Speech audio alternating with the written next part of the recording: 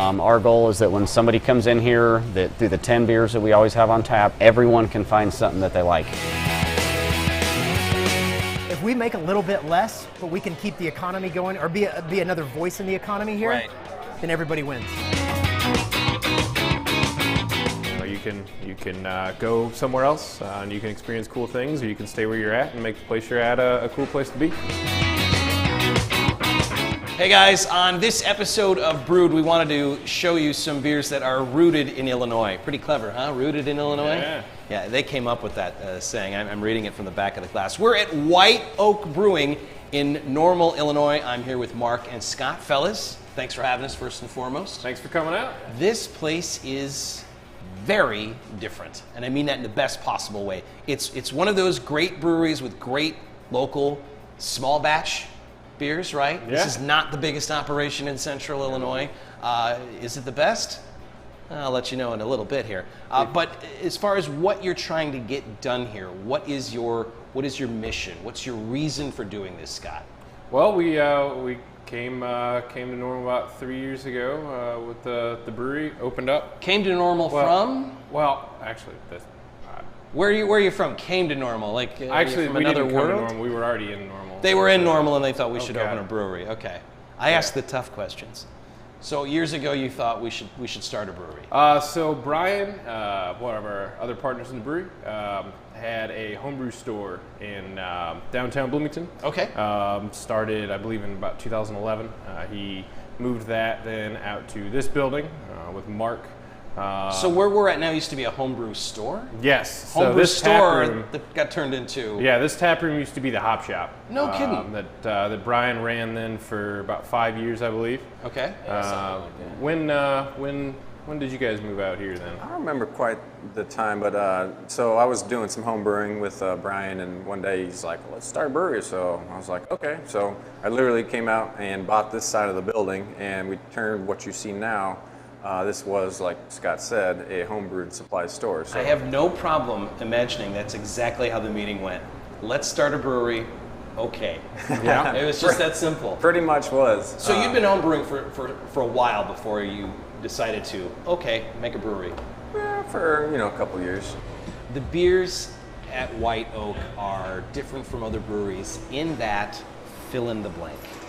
So at White Oak, we try to make beers that are good and drinkable. That's kind of our staple, right? So anytime you see a White Oak handle, regardless of what beer it is, you should be able to pull that handle and get a good quality drinkable beer. So that's what we're here for. We want to make sure that we make something that pleases the market locally and that pleases ourselves. Yeah. So you get started brewing. How long has this been in operation then, White Oak Brewing? 2017, is that right? So White Oak Brewing. Yeah, October of 15. Okay. So we still had the homebrew supply store up front, and then October of 15 we did get our production only license. So the town of Normal actually didn't have a license for us to serve beer out of the front. We could still have the hop shop and sell ingredients, and then the production side was only in the back. You could not buy a beer from us in the front. That seems crazy. Yeah. So then. Did you have to get lawyers involved, or how do you fix a Oh problem yeah, like of course. that? Yeah. Do a lot of lobbying, and that's So people are coming here to a hop shop. You're making really good beer back there, and the people here couldn't drink the beer that was in that room. Yeah. So we had to sell beer to all the local bars for the first year. If you wanted to have a White Oak beer, you had to go somewhere else to get it. Wow, that's tragic. I mean, it all worked out. I'm glad I know how the story ends. Oh, yeah. But that's a bummer. Like, I'm living in that time with you right now in my mind, and I'm bummed out. It was sad. Yeah. Yeah. So the scene here in Normal, how would you describe it? What are their tastes like? People in Central Illinois, what is it that they're asking for? Really everything. I mean, we get a wide variety of people that want anything from the super hazy beers you see here. You've got the fruity hazy beer there. Yeah, and in my defense, they told me I could have anything I wanted, and I went with a fruity beer. And I don't know, I should be okay enough with myself that I don't have to justify this to you folks. But I went with the fruitiest beer because I've never seen a color like this. Yeah, that's Flirtini. We made. Now it's called a Flirtini, all right? I'm comfortable enough in my manhood to sit on television late at night and drink something called a Flirtini. And I realized that by explaining myself, I'm completely undercutting that argument. But how do you not drink a beer with a color like this? And it's got a gold laced glass too. Right?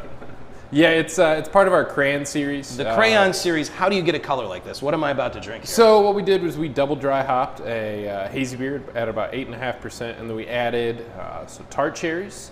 We added red raspberries, and then we added a bunch of pomegranates. So Cherries, raspberries, and pomegranates. Yep. So this is good for me. Oh yeah, This is packed with vitamins. Your daily fruit serving. That is not a thing. That is not healthy for you. It is alcohol. No, I'll argue this is good for me. This is really good, fellas. So, how many different styles do you make here? It's really infinite. We don't limit ourselves to the amount of styles. Do you have Anything like core, like by the time this airs in the Quad Cities, will you have a completely different lineup? Are there some beers that you can always count on? So we've got some staple beers that we always keep around. Right. So we keep our English mild, our extra medium mild is always around, as well as our Appalachia Blonde Ale. Okay. They're both lower ABV, good drinkable beers that we actually have available in cans too. So those are the two beers that you'll almost always see here. Then everything else is really changes up. You know, we keep some things around. We remake some things. Casual Jesus, Mayamalama, Brody Even IPA, Ray Sips the Low Quitter. Some of those core beers that we've had from the start. But for the most part, we innovate. 2-3 times a month with new beers. Do you find that when you make, Mark, that many beers, there are people that are always complaining, like, I fell in love with a beer 3 months ago and it's not here anymore? Or do you find that people just want new all the I think they like to come and see what's new and fresh. Yeah, it's kind of the fun trend in beer. I mean, you go somewhere and you see what's new. Fellas, keep up the good work. Thanks for having us. Thanks. Can we do a cheer? Can I ask what you're drinking? This is the Brass Rail. Brass Rail. Brass Rail, So yeah. named because? Where do you come up with these names? So a lot of the names are just us having fun coming up with names, but this one was specifically hashtag charming AF. I think I know what that means. Yep. Yeah, we have quite the variety of names. But this beer in particular we made for the Normal Fire Department. Right on. Yeah, the Normal Fire Department unionized back in the 70s, and we did an anniversary beer for them. They had a new fire department that they moved into, and they actually have a brass fireman's pole in that. So we named the beer after that, and did it in a collaboration with a few of those guys. So stuff like that, when you're in a town like Normal and you're doing things for people in town, how important is that to the overall what you're trying to get accomplished? It's very important. I mean, that's why we're here. We're here to add to the community. You can go somewhere else and you can experience cool things, or you can stay where you're at and make the place you're at a cool place to be. Plus, there's zero chance this place will ever burn to the ground. Zero chance. Oh yeah, they're on it. They drive by all the time. Just doing preventative checks. Yeah. Fellas, can't thank you enough for the time. Thank you. This is a very cool place that when you're in Normal, you need to visit. If you're not thinking about coming to Normal, think about coming to Normal and make sure you come here to White Oak Brewing. Cheers, fellas. Cheers. Keep up the good work. Great stuff. Our goal is that when somebody comes in here, that through the 10 beers that we always have on tap, everyone can find something that they like.